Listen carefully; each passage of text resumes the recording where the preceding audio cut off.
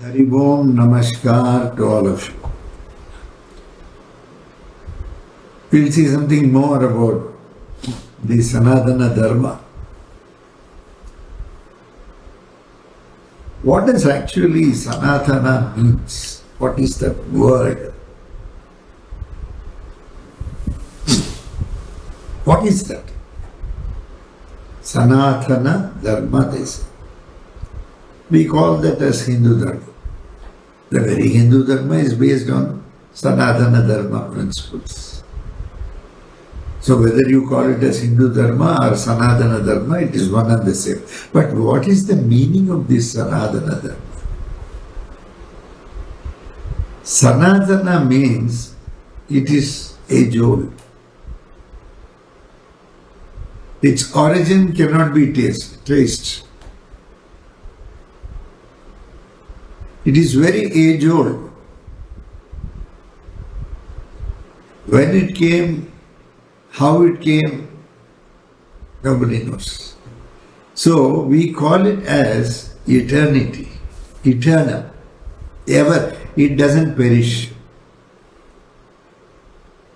Something born has to perish. It was not born to perish.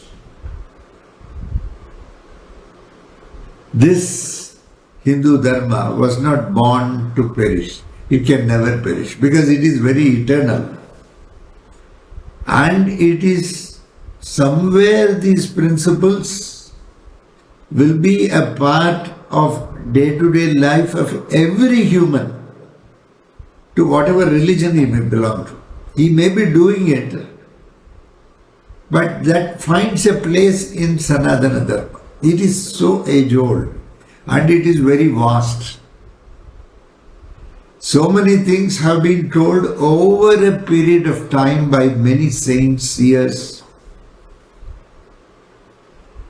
And all that compilation of so many things, what was told, practiced, in the interest of humanity, in the interest of world, in the interest of cosmos, in the interest of life and afterlife.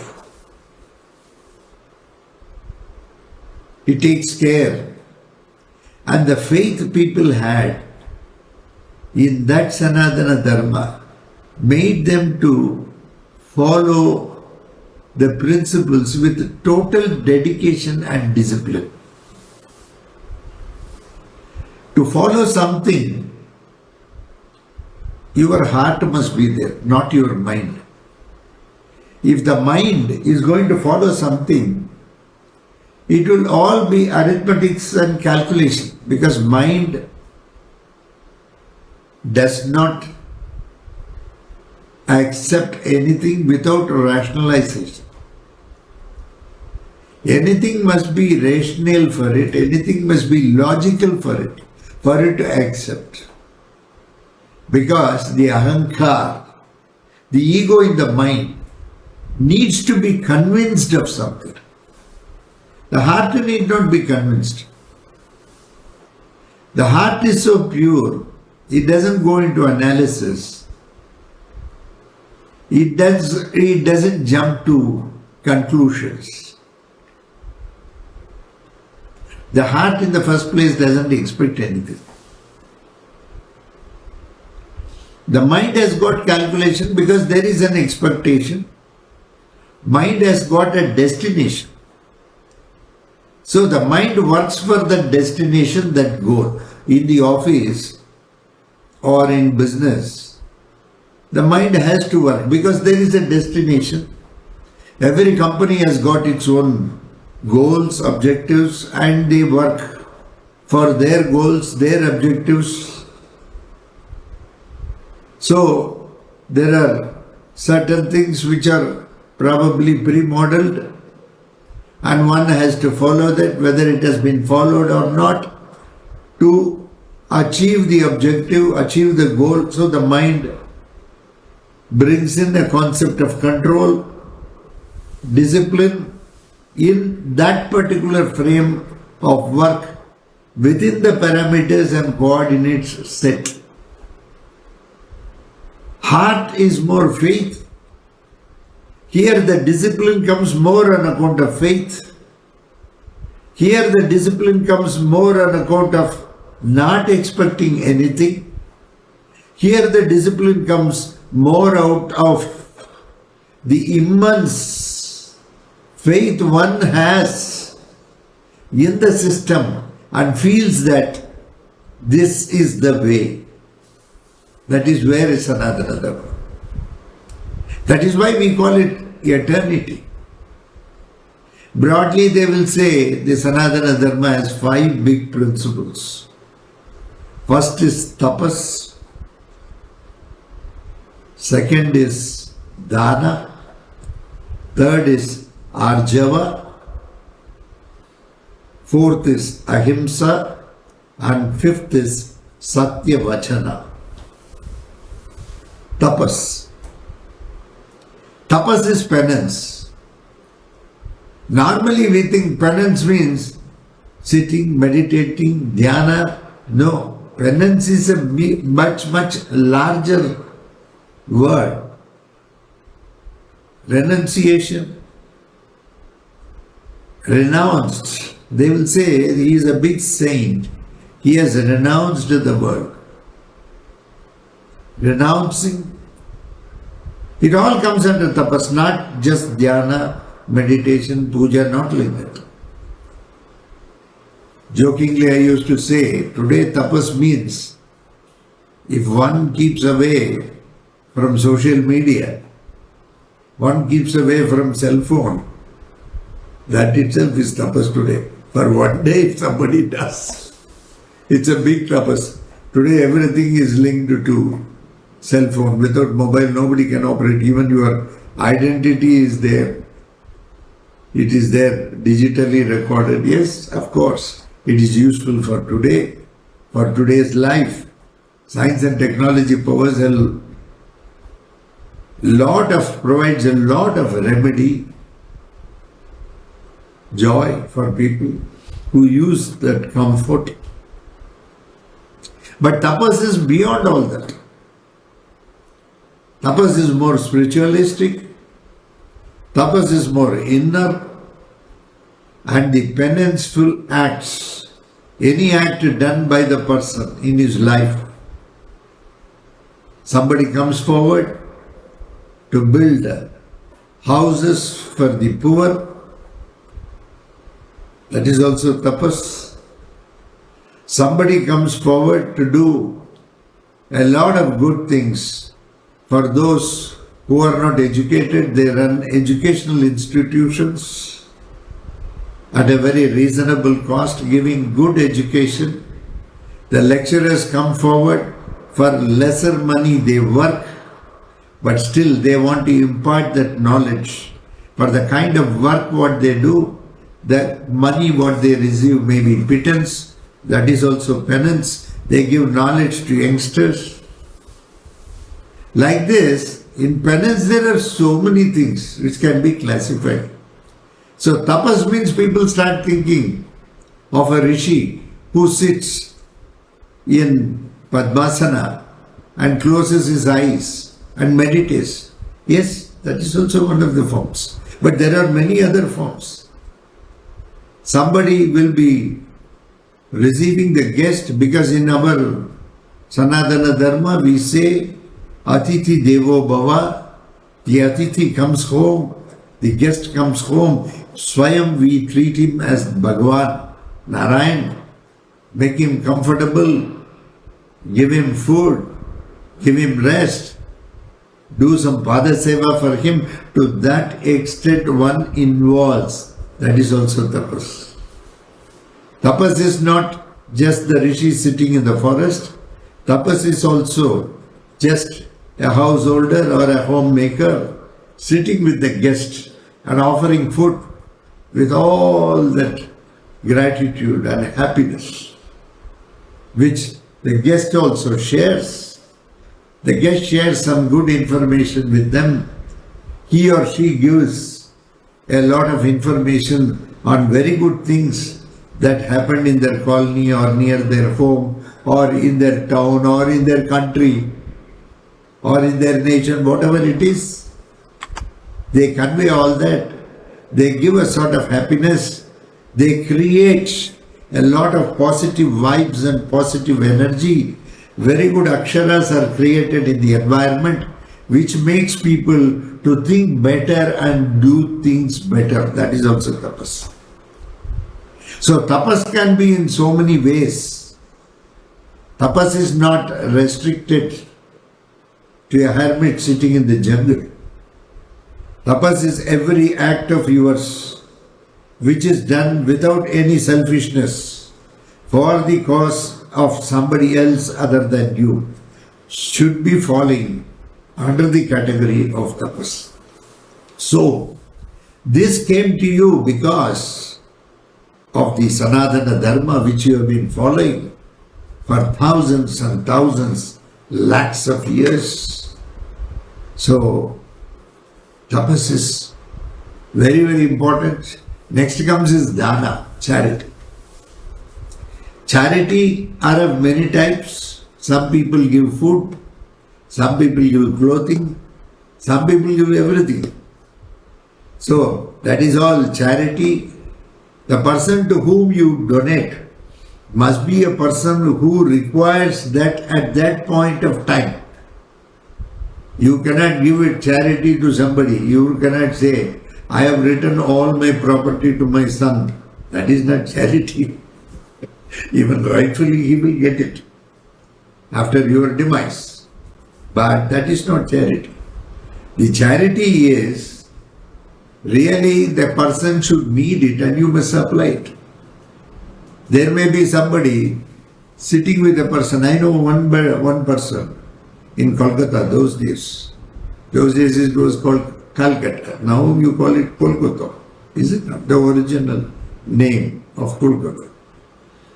There, I used to find a very old man, about 85 years, sitting in the post office and writing letters for people who cannot write. See what he is doing. It's a charity. He is spending his time. Normally, at 85 years, most of us, we may not have strength to do such things, but this man is blessed with a lot of strength. This is an old story, 30, 40 years back. I don't know whether that great soul is still alive. But this gentleman writes, he was once upon a time a postmaster. So after retirement, he sat in the post office and he used to help people coming there. When post office closes, I used to find him in the bus stand. Bus stop used to be there. Those days, Esplanade. Bus stop will be there. There buses used to stop. He will write some numbers and all, and he will come near you and ask for which bus you are waiting. No, we are waiting for a bus to go to somewhere, Kalighat, or maybe, we are going somewhere still down. So, then he will say, this number will go, you have to wait for 10 minutes, after 10, 15 minutes, this vehicle will come. See, this charity, this is a big charity. People do not know, he directs them. That is charity. So many types are there. People will do, they will give food, Narayana Seva. I don't call it Annadana. Okay. It is Narayana Seva. Swayam Narayan is there. You are doing Seva to him. You are giving food, material, clothes, everything. Okay, I know one gentleman in our own group who is known to us, who comes for all our yajnas and other functions. He goes village by village and distributes a lot of good things.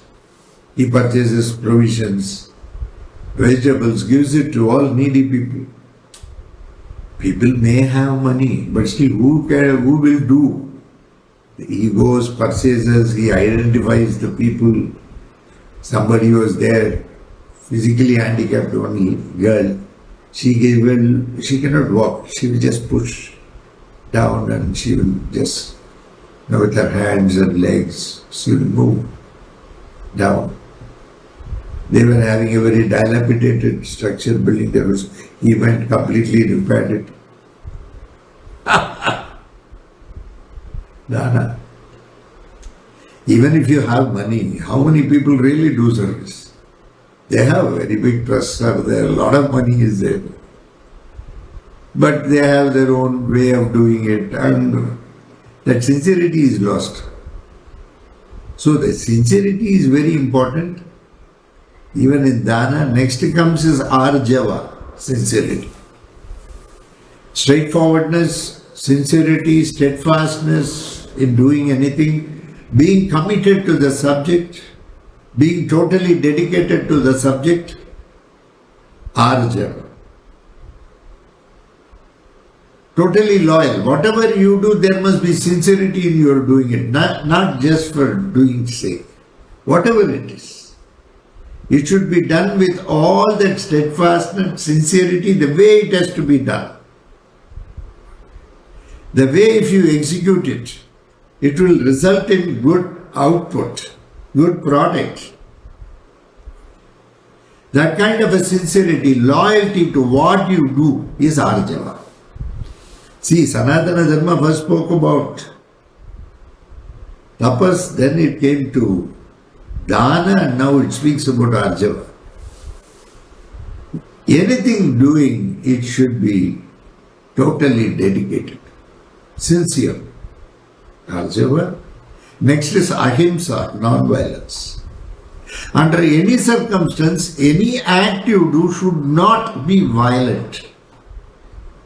Either it should not be violent to yourself or it should not be violent to others.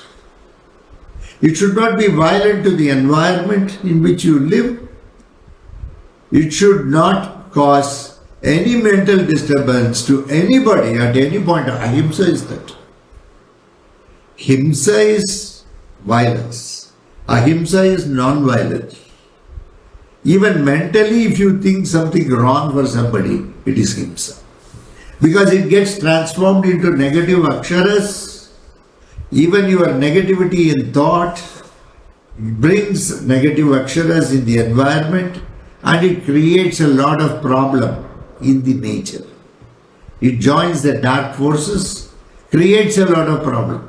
So every person has to have the attitude of ahimsa, means he must never think any ill will about anybody whatsoever. Even people might have harmed you, people might have thought wrong about you, people might have blamed you, but still you must do good to all, including such people. That is ahimsa. Ahimsa is not just serving people who support you. Ahimsa being non-violent to only people who support you. No, that is not ahimsa. Ahimsa is being non-violent to everybody, the entire system of nature, being non-violent. So when you are non-violent, your thoughts will be very pure, even though it is from the mind. The heart will be fully bloomed and the mind will be under the heart. The heart will just say this is the way, and the mind will execute things the way the heart desires, because whatever heart says will be ahimsa. Wars are fought because more of the mind games or war games, and all those things nowadays. Wars have become digital, electronic.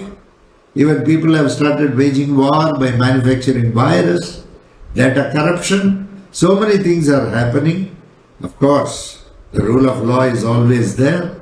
The police is there, the judiciary is there, the executive of the government is there. The laws are there in the legislature. You cannot go unnoticed. At some point of time, they are there to take action against you in case one has indulged in such negative practices. Okay. Today, himsa is also kept under check. But unfortunately, sometimes we may have to wage a war to protect the nation. At that time, you cannot say you will not wage the war. You have to wage the war in a very dharmic way. You have to follow the rules. Already it is said, the way it has to be done, arjava, Sincerity, loyalty, your duty. Your duty is first for the nation. Okay. So you must stand by the nation. You must stand with those who fight for the nation. You must stand with those who are really interested in the welfare of the nation. That you only do. So, basically that is called nothing else but the ahimsa.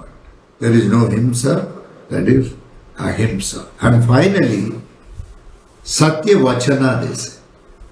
Anything you speak must be truth. It must be honest. You must know how to convey truth. Satyam vada, they say. But Satyam bruyat, Priyam bruyat, Satyam apriyam na bruyat, Priyam chana anrudam bruyat. Speak truth sweetly. If truth is harsh, don't speak. Just because it is sweet, don't tell a lie. So, Satya Vachana, those are the basic principles. You cannot speak just because it is truth. You cannot be harsh while conveying the truth. So you must have that kind of a balance of mind, restraint over the tongue. Because tongue is a place where Vagdevi resides. Satya Vachana means Satya Vachana is guided by Vagdevi, Saraswati, Neela Saraswati.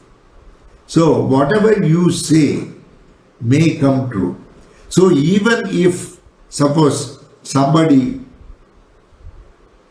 needs to be reprimanded, the way you reprimand should not in any way bring in a negativity in the tongue which may affect the other person. So one has to be very careful. At home and all, sometimes I find the parents shouting at children because they don't score a grade. Okay, the parents have a desire that he must be an IITian. If everybody is an IITian, this. Okay, it doesn't. It's not qualification. If you have better skill set than them, you will get much better salary. Today that is the case. It is not just qualification. It's more how much of skill you acquire in practice matters today. So, the Satya Vachana, whatever, even when you utter it to your own children, you must be very careful.